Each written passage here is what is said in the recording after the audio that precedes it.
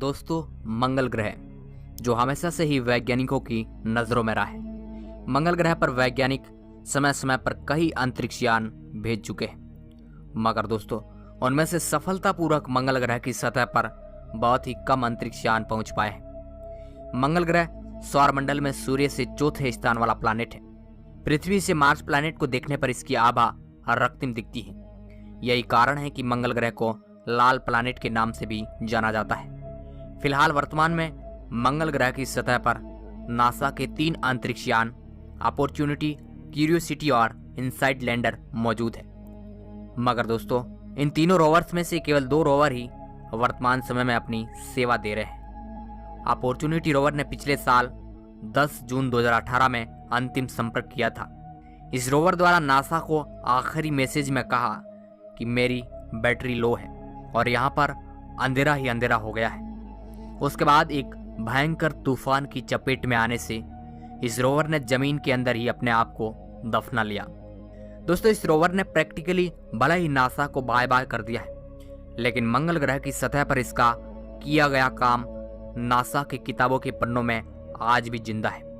दोस्तों आज हम उन पन्नों को पलट के देखते हैं। आज आपको अपॉर्चुनिटी रोवर की उन उपलब्धियों के बारे में रूबरू करवाते हैं जो इसने पिछले 15 सालों में प्राप्त की है। तो सन 2004 में स्पिरिट रोवर के साथ अपने सफर की शुरुआत करने वाला अपॉर्चुनिटी रोवर नासा के काफी अच्छे मिशनों का हिस्सा रहा है। अपॉर्चुनिटी रोवर को 7 जुलाई 2003 को नासा के मंगल अन्वेषण रोवर कार्यक्रम के भाग के रूप में लॉन्च किया गया था और यह यान 25 जनवरी 2004 को मंगल ग्रह की सतह पर सही सलामत उतरा था। अपॉर्चुनिटी रोवर 24 जनवरी 2004 को मंगल ग्रह के मेरिडियानी प्लेनम में उतारा गया था। इसके साथ इसका जुड़वा रोवर स्पिरिट 20 दिन पहले मंगल ग्रह के दूसरी ओर गुसेव क्रेटर पर उतरा था। इस मिशन का मकसद था कि मंगल ग्रह पर कभी जरूरी पानी था या नहीं, अगर मंगल ग्रह पर पानी मौजूद था तो यहाँ पर किस तरह का जीवन था, मंगल ग्रह की जमीन पर आखिर कौन से जीव पैदा हुए होंगे, मंगल ग्रह पर हम जिस जीवन की कल्पना कर रहे हैं क्या वहां पर वैसा ही जीवन पनप सकता है। इसके साथ ही वहां की जलवायु के बारे में भी पता लगाना था। इन सारे सवालों का जवाब इन दोनों रोवर्स ने तलाशने शुरू कर दिए। मार्स प्लैनेट के बारे में जानकारी जुटाने के लिए इन दोनों रोवर्स को 90 मार्सियन दिनों के लिए बनाकर तैयार किया गया था। इन दोनों रोवर्स का मंगल ग्रह पर 90 डे इसलिए तय किया गया क्योंकि मंगल ग्रह पर आंधी के बाउंडर चलते रहते हैं जो इन रोवर्स को अपना कार्य करने से रोक सकती थी, और ऐसी ही एक दिक्कत स्पिरिट रोवर के साथ आ गई। स्पिरिट को मंगल ग्रह के दक्षिण हेमिस्फीयर में मौजूद गुसेव क्रेटर पर उतारा गया था क्योंकि यह जगह झील के एक सूखे ताल की तरह नजर आ रही थी। वैज्ञानिकों को इस जगह पर अरबों साल पुरानी चट्टानों के मिलने की उम्मीद थी, लेकिन जब स्पिरिट ने वहां की तस्वीर भेजी तो उन तस्वीरों में ज्वालामुखी के मलबे के अलावा कुछ नहीं दिख रहा था। इन तस्वीरों को देखकर स्पिरिट रोवर की टीम काफी परेशान हो गई थी। वैज्ञानिकों को उम्मीद थी कुछ ऐसा दिखने की जो मंगल ग्रह के अरबों साल पहले की याद दिलाता, मगर दोस्तों अफसोस इस बात का वहां पर ऐसा कुछ नहीं था। अपॉर्चुनिटी रोवर की लैंडिंग से शुरुआत काफी अच्छी रही थी। अपॉर्चुनिटी रोवर ने लैंडिंग की शुरुआत में जो पहली तस्वीर सेंड की थी उसे देखकर नासा के वैज्ञानिकों के मन में खुशी की लहर दौड़ गई, क्योंकि दोस्तों वह एक ऐसी जगह थी जिनकी वैज्ञानिकों को तलाश थी। अपॉर्चुनिटी रोवर के सामने मार्स अतीत की कहानी समेटे कई बेडरॉक्स पाई गई। यह मिशन के लिहाज से काफी कीमती थी। अपॉर्चुनिटी ने स्प्रेंस रॉक नामक एक जगह पर एक ऐसी चट्टान की जांच की जो पानी के कारण टूट गई थी। वैज्ञानिकों के अंदाजे से यह रॉक्स पानी में बनी हुई हो सकती थी। समय के साथ साथ परतों के रूप में बनी हुई रॉक्स मार्स के इतिहास के बारे में बहुत कुछ बयां करती हैं। दोस्तों इन दोनों रोवर्स को पृथ्वी से पूरी तैयारी के साथ मंगल ग्रह पर भेजा गया था। इन रोवर्स में वह हर उपकरण का इस्तेमाल किया गया जो इस मिशन के मकसद को कामयाब करने में पूरी सहायता करे। इन रोवर्स में हाईटेक फील्ड जियोलॉजिस्ट की एक टूल किट थी जो खासतौर पर मंगल ग्रह की मिट्टी और चट्टानों की जांच के लिए बनाई गई। जिनमें मिनरल्स की पहचान करने के लिए कई उपकरण थे। इन रोवर्स के ऊपर 4 जोड़ी कैमरे लगे हुए थे जो मंगल ग्रह की हाई रेजोल्यूशन तस्वीर खींच सके। साथ ही इनमें ऐसे फिल्टर्स लगे हुए थे। इन फिल्टर्स का काम जो डिटेल्स इंसानी आंख नहीं देख सकती हैं उन्हें अच्छी तरह से क्लियर दिखाना था। इसके साथ ही इस रोवर्स में स्पेक्ट्रोमीटर भी लगा हुआ था जो उन वस्तुओं को डिटेक्ट कर लेता जो पानी में बनी हुई होती थी। इसके साथ ही ग्राउंड का एरिया देखने के लिए इन रोवर्स में आगे पीछे कैमरे लगे हुए थे। नासा का यह रोवर कई मायनों में बेहद ही खास था। ये ना सिर्फ नासा की ओर से बनाया गया अब तक का सबसे भारी और बड़ा अंतरिक्ष यान है, बल्कि नासा के 10 सबसे विशिष्ट और तकनीक संपन्न अंतरिक्ष उपकरणों को लेकर गया था। इस रोवर में एक ऐसा सॉफ्टवेयर था जो वैज्ञानिकों की मदद के बिना किसी अंतरिक्ष यान की स्वचालित लैंडिंग में समर्थ था। दोस्तों, इस रोवर को बनाने में करीब $40 करोड़ का खर्च आया था। मगर दोस्तों, कठिन परिस्थितियों के बावजूद भी इन दोनों रोवर्स ने कई सालों तक मंगल ग्रह की सतह पर अपना अध्ययन किया और रिसर्च जारी रखी। इन दोनों रोवर्स ने मंगल ग्रह की सतह का काफी गहनता से अध्ययन किया। इन्होंने मंगल ग्रह पर पानी होने की संभावना पर भी काफी करीबी से अध्ययन किया। अपॉर्चुनिटी ने जब इन चट्टानों की जांच की तो कुछ हैरत अंगेज हाथ लगा। शुरू में हेमेटाइट मिनरल्स के छोटे छोटे अंश दिखाई दिए। ये वही मिनरल्स थे जिन्हें सैटेलाइट के जरिए देखा गया था। ये मिनरल्स कभी पानी में बने हुए हो सकते थे। इसके साथ ही अपॉर्चुनिटी रोवर को सल्फर से बनी कुछ चट्टानें मिली। ये चट्टानें केवल पानी के संपर्क में आने से ही बन सकती थी। इस रोवर को पत्थर की चट्टानों पर बहते हुए पानी के निशान भी हाथ लगे जो करोड़ों अरबों साल पहले के पानी होने के संकेतों की ओर इशारा कर रहे थे। इन तस्वीरों के जरिए ये बात साबित हो जाती है कि करोड़ों साल पहले मंगल ग्रह पर पानी का विशाल भंडार मौजूद था। ये चट्टान रोवर को उस जगह पर मिली थी जो एंटरवोर क्रेटर का हिस्सा था। ये क्रेटर 22 किलोमीटर के हिस्से में फैला हुआ था। इस चट्टान की खोज उस वक्त हुई जब क्रेटर के कीप यार्क हिस्से में घूमते हुए रोवर्स को मिट्टी मिली। इस तरह की मिट्टी आमतौर पर ऐसे वातावरण में ही पाई जाती है जिसमें नमी हो। अपॉर्चुनिटी रोवर ने लंबे समय तक मंगल ग्रह पर रह कर दिखाया, जो इस बात को दर्शाता है कि किसी भी रोवर को लंबे समय तक किसी दूसरे ग्रह पर किस तरह नियंत्रित किया जाता है। अपॉर्चुनिटी रोवर का 90 दिनों का मिशन खत्म होने के बाद वह अपने दूसरे मिशन की तरफ आगे बढ़ रहा था और यह जल्द ही एंडोरस क्रेटर तक जा पहुंचा। इस जगह पर मंगल ग्रह पर पानी होने के और भी संकेत मिले।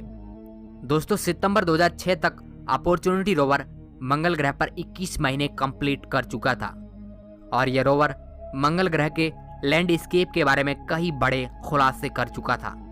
उस समय यह रोवर मंगल ग्रह पर मौजूद विक्टोरिया क्रेटर के चक्कर लगा रहा था और वहां की चट्टानों की हाई रेजोल्यूशन तस्वीरें खींचकर हमारे वैज्ञानिकों को पल पल की जानकारियां दे रहा था। इन तस्वीरों पर वैज्ञानिकों ने रिसर्च करके इस बात का फैसला कर लिया कि अपॉर्चुनिटी रोवर को विक्टोरिया क्रेटर के अंदर उतारेंगे। मगर ऐसा करना किसी बड़े खतरे से कम नहीं था, क्योंकि वैज्ञानिकों को इस बात का कोई अंदाजा नहीं था कि यह रोवर उस गड्ढे से बाहर आ पाएगा या नहीं। मगर नासा उस गड्ढे में मौजूद रहस्यों के बारे में पता लगाना चाहता था। वैज्ञानिकों का मानना था कि इस गड्ढे के अंदर से मंगल ग्रह के काफी रहस्यों के बारे में पता लगाया जा सकता है। यह मिशन हमें इस क्रेटर की गहराई के बारे में सटीक जानकारियां मुहैया करा सकता है। इसके चलते नासा ने अपॉर्चुनिटी रोवर को विक्टोरिया क्रेटर के अंदर उतार दिया। शुरुआती दौर में सब कुछ सामान्य था। जब इस गड्ढे की गहराई की तरफ अपॉर्चुनिटी रोवर जा रहा था, उस टाइम हालात खराब होते दिख रहे थे। इसकी वजह यह थी कि जुलाई 2007 में मंगल ग्रह की सतह पर आंधी के बाउंडर चलने लगे, साथ ही काफी भयंकर तूफान आने लगे। तूफान ने अपॉर्चुनिटी रोवर की हालत बदतर कर दी। इस तूफान की वजह से अपॉर्चुनिटी रोवर की एनर्जी जनरेटिंग क्षमता एक हफ्ते के अंदर 80% घट गई।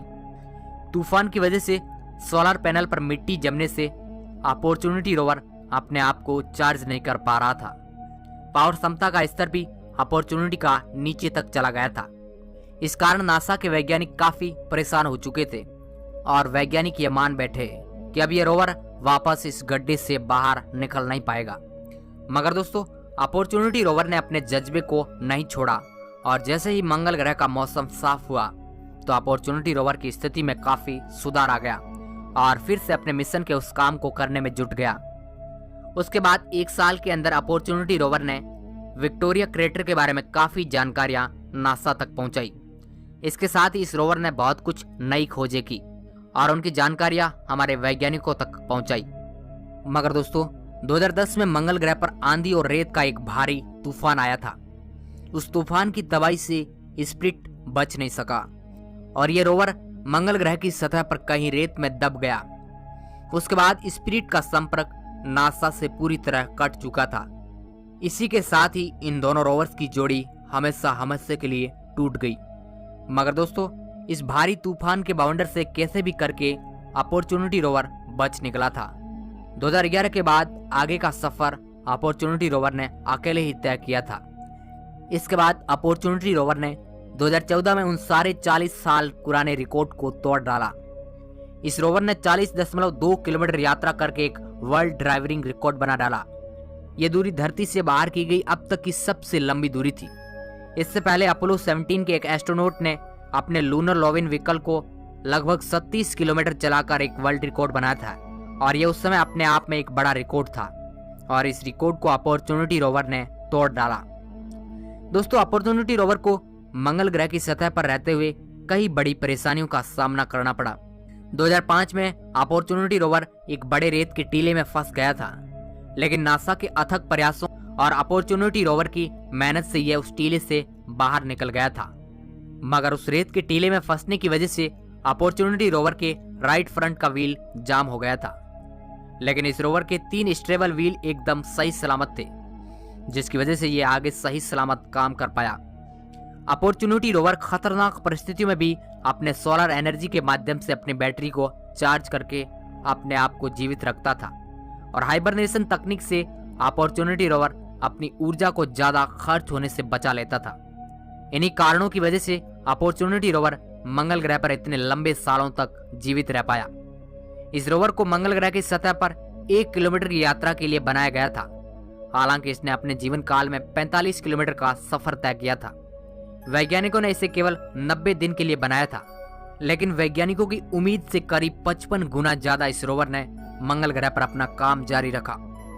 दोस्तों अपॉर्चुनिटी रोवर 2005 और 2007 के विशाल भूकंप से कैसे भी करके बच निकला था, लेकिन 2018 में आए रेत के विशाल भूकंप को अपॉर्चुनिटी रोवर नहीं सह सका। जून 2018 में आए एक बाउंडर ने अपॉर्चुनिटी रोवर को बहुत ज्यादा नुकसान पहुंचा दिया था। धूल भरी आंधी की वजह से इस रोवर का सिस्टम खराब हो चुका था। मंगल ग्रह पर धुआं होने की वजह से इस रोवर को सोलर पैनलों के जरिए सूरज की रोशनी नहीं मिल पाई, जिस कारण यह रोवर अपनी बैटरी को चार्ज नहीं कर पाया। मगर वैज्ञानिकों को अब भी विश्वास था कि अपॉर्चुनिटी रोवर के ऊपर मिट्टी जमने से वह पावर सेविंग मोड में चला गया होगा। मंगल ग्रह पर मौसम सामान्य होने के बाद अपॉर्चुनिटी रोवर खुद वैज्ञानिकों से संपर्क कर लेगा, लेकिन ऐसा कुछ नहीं हुआ। मंगल ग्रह की जमीन से अपॉर्चुनिटी रोवर का नासा से आखिरी संपर्क 10 जून 2018 को हुआ था। उसके बाद यह रोवर मानो गायब ही हो गया। नासा ने इस रोवर को पुनर्जीवित करने के अथक प्रयास किए। नासा ने इस रोवर से कांटेक्ट करने के लिए हजारों मैसेज सेंड किए। नासा के सारे प्रयास विफल रहे। आखिरकार नासा का इस रोवर से संपर्क न होने के बाद रोवर को फरवरी 2019 में मृत घोषित कर दिया गया। ये रोवर 8 महीनों से शांत पड़ा था। इसके बाद इस मिशन का एंड कर दिया गया। अपॉर्चुनिटी रोवर ने नासा के लिए बहुत कुछ किया था, मगर आज वह मंगल ग्रह की मिट्टी में दब कर रह गया है। तो दोस्तों ये थी अपॉर्चुनिटी रोवर की कहानी। अपॉर्चुनिटी रोवर हमारे लिए किसी वैज्ञानिक से कम नहीं था। अब इसके बारे में आप क्या सोचते हैं, हमें नीचे कमेंट बॉक्स में जरूर बताएं। वीडियो को पूरा देखने के लिए आपका बहुत बहुत धन्यवाद।